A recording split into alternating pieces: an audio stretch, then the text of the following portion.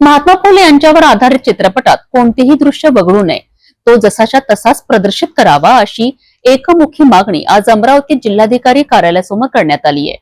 पाहूया याबद्दल संपूर्ण सविस्तर रिपोर्ट। महात्मा फुले यांच्या जीवन कार्यावर आधारित चित्रपट 11 एप्रिलला प्रदर्शित होणार आहे। मात्र काही संघटनांनी घेतलेल्या आक्षेपांमुळे हा चित्रपट थांबवण्यात आलाय। याच पार्श्वभूमीवर आज अमरावती जिल्हाधिकारी कार्यालयासमोर क्रांतिज्योती ब्रिगेड, महात्मा फुले बहुउद्देशीय संस्था, महात्मा फुले उत्सव समिती आणि सावित्रीबाई फुले नागरी सहकारी पतसंस्था यांच्या वतीने जोरदार घोषणाबाजी करून निषेध नोंदविण्यात आलाय।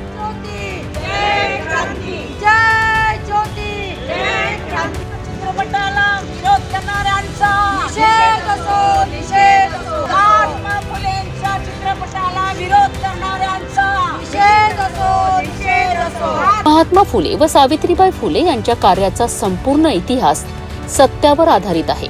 त्यांच्यावर चित्रित दृश्यांमधनं जर कोणी विरोध केला असेल तर त्याचा इतिहास दाखवणं चुकीचं नाही, असा स्पष्ट संदेश आंदोलकांनी केला आहे।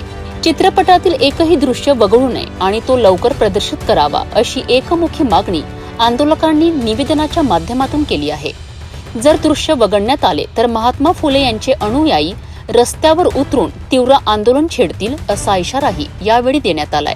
करा आणि जुना इतिहास दाबून टाका। हे कसं सर्व समाजासाठी आदर्श असलेले महात्मा फुले त्यांचा इतिहास दाखवलाच गेला पाहिजे।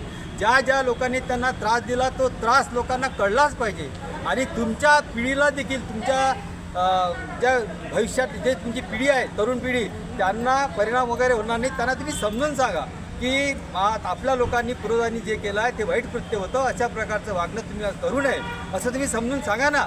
उलट तुम्ही ही भाषा वापरता की जो हमसे टकराएगा तो मिट्टी में मिल जाएगा, ती भाषा आम्हाला येते। महात्मा फुलेंचे अनुयायी काही ते बांगड्या घातलेले नाही आहे, ही भाषा बिलकुल बरी नाही। त्या भाषेचा आम्ही विरोध करतो, निषेध करतो, तुमच्या या संघटनेचाही निषेध करतो। महात्मा फुले यांच्या सत्य घटनांवर आधारित चित्रपटात कोणतीही तडजोड नको आहे, हीच लोकांची भावना आहे। आता पाहावे लागेल की प्रशासन आणि निर्माते यावर काय निर्णय घेतात।